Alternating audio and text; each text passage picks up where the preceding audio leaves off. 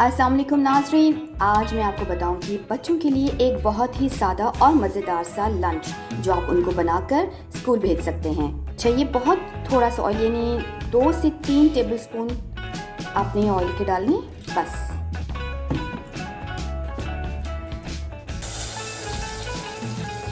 ये मैंने आलू काटे हैं इस तरह छोटे छोटे पीसेस में।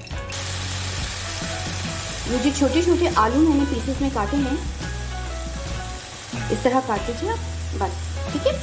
अब इनको आपने इसके अंदर आपने क्या करना है, इसको ऊपर नीचे कीजिए थोड़ा,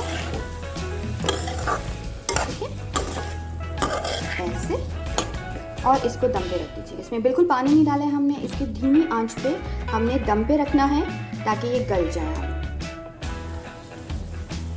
अच्छा, दूसरी तरफ आपने नगेट्स, जो भी बच्चे आपके नगेट्स खाते हैं, कम ऑयल में इन नगेट्स को भी आप बना लीजिए, ठीक है।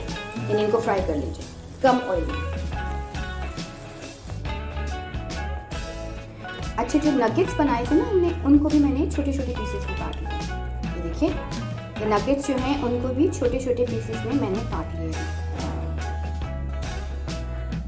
आलू ये रहे, आलू देखिए मुशी से हो गए, ब्रेड्स हो गए, ठीक है, मुशी ही चाहिए हमें। और ये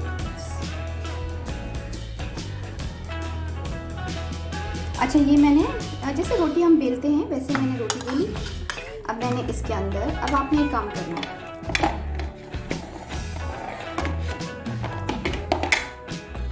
ये आपने, ये देखिए इसके अंदर मैं अब मिक्स कर दूँ।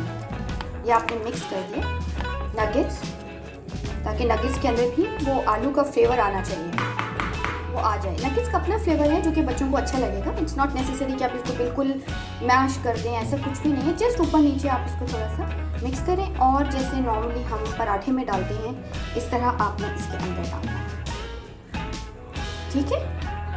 ये आपने इसके अंदर डाल दिया।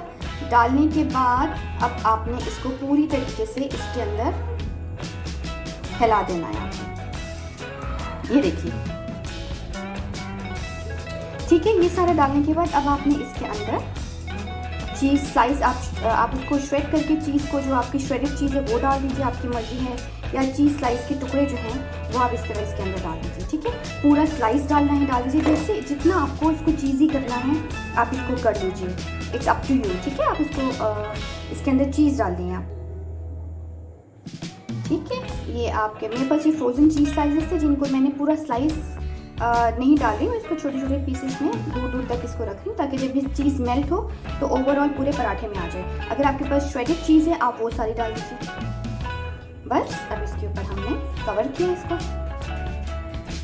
ऐसे, और अब मैं रोटी बेल के और तवे पे डाल के आपको बताऊंगी, ठीक है, ठीक है। ये मैं आपको बता रही हूँ। अच्छा, मैं आपको पकाना नहीं बता रही हूँ, ये माइंड में रखिएगा। पकाने से मतलब ये, मैं इसको प्रॉपर ऑयली मतलब पराठा नहीं बना रही, पराठा तो आप बना लेंगे। मैं आपको बता रही हूँ, इसको हमने ये एज ए लंच हमें बच्चों को देना है। और बच्चों को जब लंच आप देते हैं ना, तो ज़ाहिर है अर्ली मॉर्निंग जब आप बच्चों के लिए तैयार करेंगे तो आपको बहुत टाइम लगेगा। माशाल्लाह एक बच्चा नहीं होता, बास के 2 3 4 बच्चे होते हैं, या जैसे भी होता है, मतलब बच्चे माशाल्लाह अगर हों तो भी सुबह आपको और बहुत सारे काम होते हैं, और नाश्ता भी बनाना, आपको जो नाश्ता वगैरह जो बनाना है उसके साथ साथ ये। अब आपने देखिए एक तरफ से थोड़ा सा पक गया, अब दूसरी तरफ से पका। अब इसको मैं आपको बताऊंगी कि आपने इनको किस तरीके से फ्रीज़ करना है। सिंपल है, इट्स वेरी सिंपल। ये आपने बनाने हैं, देखिए अभी से ओजिंग शुरू हो गई है चीज़ की, लेकिन अभी हमें इसको पकाना नहीं है, बस दैट्स इट। ये हुआ, ये दैट्स इट, बस।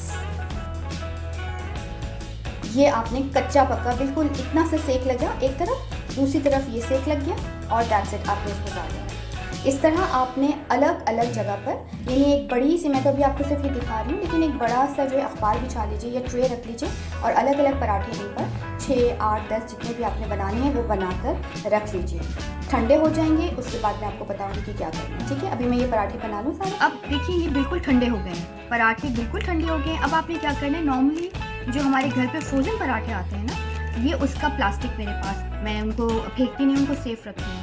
आपके पास अगर नॉर्मल जो शॉपर्स होते हैं उनको भी आप काट सकते हैं, ठीक है। ये मेरे पास वो जो है ये वाले प्लास्टिक है, इसके ऊपर आपने एक ये पराठा डालना है।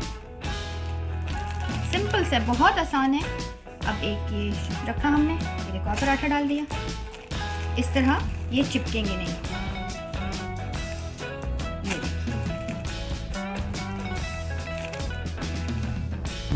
ये देखिए मैंने फ्रीजर में रख दिया, बस सिंपल।